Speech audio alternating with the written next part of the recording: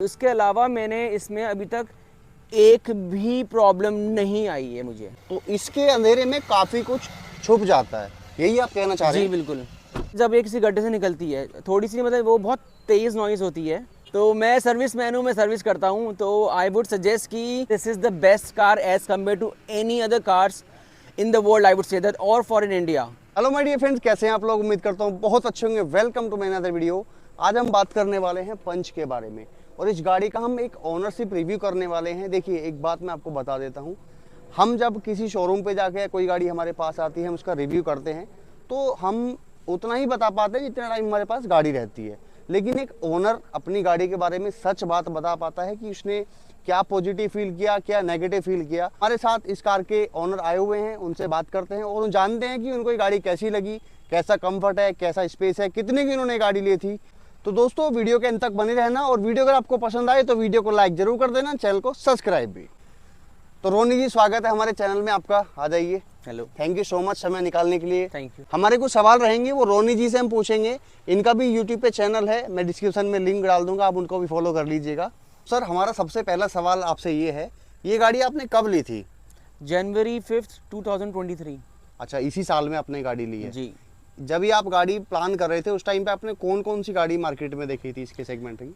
मैंने देखी थी टाटा की Nexon, okay. Ford EcoSport, hmm. और डस्टर तो अब नहीं मिल रही है। मैं सोच रहा था कि सेकंड हैंड डस्टर ले लूं, क्योंकि ओके। थोड़ी पावरफुल गाड़ी है। हाँ, बड़ी साइज की है वो। हाँ जी बिल्कुल। तो जो मेरा बजट था वो 8 से 9 लाख का था, ओके। तो मुझे लगा कि इन तीनों में से मैं एक चूज़ करूँगा। One side decided. तो फिर मैंने टाटा पंच के बारे में थोड़ा सा पढ़ा, देखा, आपका चैनल भी देखा मैंने कि आप भी चैनल्स में दिखाते हैं कार्स के बारे में। तब मैंने डिसाइड किया थोड़ा सा कि मैं टाटा पंच देखूं। मैंने ट्रायल लिया तो मुझे ये पसंद आई। ओके। पसंद इसलिए आई क्योंकि ये मुझे ऑन रोड जो इसका प्राइस मुझे पड़ा है वो पड़ा है 8,60,000 रुपये में। ऑन रोड आपको पड़ा है 8,60,000? हाँ जी। ये कौन सा वेरिएंट है? इसका वेरिएंट है, ये पंच अकम्प्लिश है, ये सेकंड टॉप मॉडल है। ओके। मैनुअल? जी हाँ, ये मैनुअल ट्रांसमिशन है, क्योंकि मेरी जो ड्राइविंग रहती है वो थोड़ी सी ऑफ रोड रहती है। ओके। और I don't prefer automatic cars actually. Okay. मेरी लॉन्ग ड्राइव के लिए मुझे कंफर्ट चाहिए। एक तो हाइट, क्योंकि बिकॉज मेरी हाइट थोड़ी छोटी है, तो मुझे कंफर्ट चाहिए था, हाइट एडजस्टमेंट चाहिए थी मुझे, क्रूज कंट्रोल चाहिए था। और 9 लाख की गाड़ी में आई डोंट थिंक सो कि टाटा ने पंच के अलावा कोई और प्रोवाइड करवा रहा है। हाँ। तो इसलिए मैंने जब इसको ट्राई किया, अब इसका ऊपर का वेरिएंट मुझे नहीं समझ में आया। उसमें से दो और तीन डिफरेंसेस थे, और मेरा बजट जो था वो इसके लिए परफेक्ट था। ओके। इसलिए मैंने टाटा पंच अकम्प्लिश ली है। तो आप ये बताइए, आपने गाड़ी कितनी चला दी अभी तक? ये 15,000 चल चुकी है। 15,000 चला दी आपने हाँ लगभग, जी। अब 8-9 महीने के अंदर ना? हाँ, और मैंने इसको टेस्ट एंड ड्राइव भी कर चुका हूँ। मैं इसको कश्मीर ले गया, मैं इसको पटनी टॉप ले गया, जम्मू ले गया, नैनीताल ले गया, भोपाल ले गया इवन। मतलब लगभग जो लॉन्ग टूर है वो आप इससे लगा चुके हैं, हाँ गाड़ी जी। को खूब चला चुके हैं। बिल्कुल बिल्कुल। तो ऐसा क्या आपने इसमें पॉजिटिव फील किया जो यही गाड़ी आपने चुनी? इसमें ऐसा क्या लगा आपको? पहली चीज़ तो मुझे इसमें ये लगी कि आप देख सकते हैं इसका ग्राउंड क्लियरेंस 189 है। ओके। mm 189 या 187 mm का है। दूसरा, मैंने एक और चीज़ फील करी मेरी पुरानी गाड़ियों के कंपेयर में, कि जब मैं इसको हाईवे में चला रहा हूँ 140 की स्पीड में, और मेरे बगल से या साइड से कोई ट्रक या कोई हैवी गाड़ी जा रही है, तो मुझे हल्का सा भी टर्बुलेंस फील नहीं हुआ। ओके।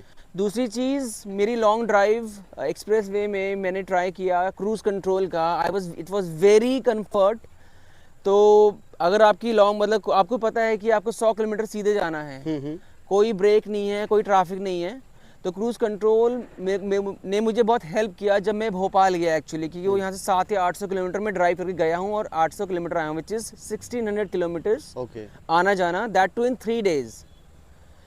तो वो कंफर्ट मेरे को लगा। अंदर से सीट काफ़ी अच्छी है, मैं एडजस्ट कर सकता हूँ अप एंड डाउन। चीज एक हमारे मन में, क्या जो अभी इस वीडियो को देख रहे हैं उनके मन में भी सवाल रहता है ज़्यादातर, ये 3 सिलेंडर इंजन के साथ आती है जी। ठीक है, तो इसकी इंजन काफ़ी नॉइजी भी है लेकिन पंची है।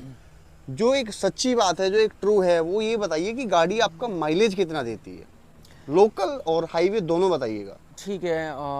इसमें बेसिकली दो मोड्स हैं, एक है सिटी मोड और एक है इको मोड। ओके। मैंने आज तक इको मोड ट्राई नहीं किया क्योंकि बेसिकली मैं या तो सिटी में चलाता हूँ और कम ट्रैफिक में, या तो फिर मैं लॉन्ग ट्रिप पे जाता हूँ। तो इकोनॉमी की मेरे को अभी तक ज़रूरत पड़ी नहीं है। और सिटी में अगर मैं कंपेयर करूँ तो मेरे को ये बिटवीन 16 to 19 का एवरेज दे रही है। और सिटी में दे रही है और हाईवे में भी दे रही है, और कभी कभी ये 21 क्रॉस भी कर जाती है। आपने टैंक टू टैंक देखा है या? मैंने टैंक टू टैंक देखा है। मैं यहाँ से नैनीताल गया था। नैनीताल मैं पहुँच गया था 1700 के पेट्रोल में, और आते टाइम मैंने सिर्फ 1500 का पेट्रोल डलवाया था। अच्छा। तो मेरा आना जाना दोनों में हो गया था। जी एक सवाल और है हमारा, कुछ लोग ना सर्विस सेंटर को लेके बड़े नाराज हैं, तो आप दो चीज़ें क्लियर कर दीजिएगा कि सर्विस सेंटर का बिहेव कैसा है और इसकी सर्विस कॉस्ट कितनी आती है। मैंने इसमें, अभी तो ये नई गाड़ी है तो इसमें पहली सर्विस फ्री थी, सेकंड फ्री थी, थर्ड में जो मैंने पैसे दिए हैं वो दिए हैं 4500 रुपये। 4500 रुपये में सर्विस हो गया आपका? हाँ जी, मेरी थर्ड सर्विस में 4500 रुपये में हो गई। ओके। जिसमें जो बेसिक चीज़ें चेंज होती हैं वो सब हुई हैं। और रही बात आपके सर्विस सेंटर के बिहेवियर की, तो इससे पहले मेरे पास टाटा नैनो थी जो मैंने 5 साल चलाई थी। इससे पहले भी आपके पास टाटा की गाड़ी थी जो मैंने 2010 में खरीदी। 2010 से 2015 तक मैंने वो गाड़ी चलाई थी। और वो भी मुझे लगता है कि अगर मुझे दोबारा मौका मिले कि मैं टाटा नैनो खरीदूं, मैं बिल्कुल लूँगा। आप सेटिस्फाई थे उससे? मैं उससे बहुत सेटिस्फाई था क्योंकि जितनी ड्राइविंग मैंने उससे करी थी मैंने आज तक किसी से नहीं करी। अच्छा। Same goes with the long drives I am talking about. Okay. Jaipur हो गया, मैं उसको ओली भी लेके गया हूँ। नैनो को लेकर के? नैनी को लेकर मैं ओली गया हूँ। अगर आपने ओली सुना है कि कैसी जगह है, ठीक है, तो वहाँ पर लोग अपने टायरों में चेन बांध के गाड़ियाँ चला रहे थे। और मेरी नैनो विद, हम 3 लोग थे एक गाड़ी में, और टाटा नैनो एक बर्फीली रोड में इतनी आराम से चल गई कि हमें भी यकीन नहीं हुआ ना और किसी को यकीन हुआ। तो ये तो मानना पड़ेगा टाटा की गाड़ियों में दम तो है। हाँ बिल्कुल दम है। एंड सर्विस सेंटर मैं आपसे बताऊंगा कि मैं द्वारका पहले रहता था, वहाँ मेरी सर्विस होती थी, तो मुझे जो टाइम दिया जाता था और बिहेवियर था स्टाफ का काफ़ी अच्छा था।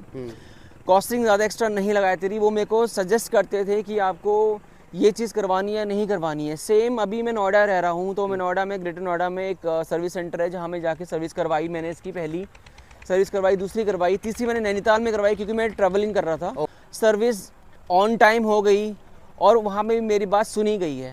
तो आई थिंक कि it was all over very good review for Tata Punch and the customer service. And safety को लेके क्या ख्याल है आपका टाटा पंच के बारे में? देखिए, जब मैं गाड़ियाँ देख रहा था, नेक्सॉन देखी मैंने, एक हुंडई की नई गाड़ी आई थी, एक एस्टर भी थी दिमाग में कि मैं ले सकता हूँ या नहीं ले सकता हूँ। लेकिन जब मैंने इसकी रेटिंग 5 देखी तो मुझे लगा कि शायद बहुत कम गाड़ियाँ हैं वर्ल्ड में आज की डेट में या नहीं के बराबर, या इंडिया में पहली गाड़ी है टाटा पंच जिसको सेफ्टी में 5 रेटिंग दी गई है। ये एक बहुत अच्छी बात आपने कही है। टाटा के पास में 6 लाख रुपए में आपको 5 स्टार सेफ्टी रेटिंग मिल जाती है। बिल्कुल। और अदर ब्रांड्स की अगर मैं बात करूं तो 20 लाख की गाड़ी में भी उनके पास में सेफ्टी रेटिंग का मामला ही नहीं है, उनके पास है ही नहीं है। मैक्सिमम जो जाती हैं अलग ब्रांड में हम कह सकते हैं कि 4.5 या 4.8 की रेटिंग जाती है, लेकिन 5 स्टार रेटिंग मिलना in one go is very difficult. And इस सेगमेंट में जो गाड़ियाँ आती है, इसकी जो तकड़ी कॉम्पिटिटर है वो है हुंडई की एक्स्टर, ठीक है जी। और 1-2 गाड़ियाँ और भी आती है, इग्निस वगैरह, लेकिन पंच में कई सारे इंजन ऑप्शन मिल जाते हैं। अब आप एक बात बताइए मुझे कि इसका परफॉर्मेंस कैसा है। जैसे कि 3 सिलेंडर इंजन है, ठीक है, काफ़ी नॉइजी है, थोड़ा NVH है इस कार के अंदर, लेकिन परफॉर्मेंस को लेके आपका क्या ख्याल है? आपको कैसा लगता है इसका परफॉर्मेंस? देखिए, जैसा कि मैंने अभी बताया था कि मेरी जो ड्राइविंग अभी तक इसको लेके हो चुकी है वो पहाड़ों में भी हो चुकी है, इवन बर्फ़ में हो चुकी है। और जब मैं भोपाल जा रहा था तो बहुत तेज़ बारिश थी, मतलब 165 सेंटीमीटर के अकॉर्डिंग बारिश हो रही थी। तो हम कह सकते हैं कि मैंने इसको बारिश में चला दिया है, बर्फ़ में चला दिया है, ऑफ रोडिंग में नैनीताल से ऊपर करके आ चुका हूँ इसमें। तो मुझे इसमें अभी तक कोई कमी नहीं लगी, एक्सेप्ट मैं एक चीज़ ऐड करना चाहूँगा कि बहुत रेयर मेरे साथ हुआ है, अब मुझे पता नहीं कि बाकी लोगों के साथ हुआ कि नहीं हुआ, जो टाटा पंच के ओनर्स हैं, जब ये किसी गड्ढे से एकदम से जाती है, नहीं पता लगता कि गड्ढा आ रहा है, ठीक है, तो मुझे थोड़ा सा फील हुआ कि एक नॉइज़ आई मेरे को। मैंने उनको कॉल करा था तो उन्होंने मुझे बोला था कि आप एक बार आके दिखा दीजिए, हो सकता है कि अंदर कोई एक नॉब है जो कट गई है, इट्स अ रबर नॉब। उस वजह से आपकी आवाज़ आ रही है। उसके अलावा मैंने इसमें अभी तक एक भी प्रॉब्लम नहीं आई है मुझे। अच्छा, अब लास्ट सवाल हमारा ये है, आपने गाड़ी ले ली है, जी। लगभग 8,60,000 की ली थी ना आपने? जी 8.5 लाख रुपए में आपने ये गाड़ी ली है। अब एक ओनर एक ऐसी चीज होती है जो अपनी गाड़ी के बारे में सही बात बता पाता है, क्योंकि बिल्कुल। वो उसको डेली एक रोटेशन के हिसाब से चलाता है, तो उसके सामने प्रॉब्लम्स आती हैं, उसका सॉल्यूशन भी उसके पास आता है। राइट। तो इस गाड़ी में आप कुछ ऐसे नेगेटिव पॉइंट बताइए जो खरीदने के बाद आपको जिंदगी भर फेस करने पड़ेंगे। ऐसा क्या लगा आपको इस कार के अंदर? वैसे तो मुझे भी चलाते हुए 6 से 7 महीने हुए इस गाड़ी में, और मुझे नेगेटिव इसमें ये लगा कि थोड़ा सा इसका जो अगर आप देख पा रहे हैं कि जब मैं ड्राइविंग सीट में अगर गाड़ी चला रहा हूँ, ए पिलर। जी हाँ, तो पिलर में थोड़ा सा अगर मैं काट रहा हूँ तो मुझे थोड़ा सा प्रॉब्लम फेस होता है देखने में, अगर कोई बाइक एकदम से आ जाती है। ये सेकंड टाइम कोई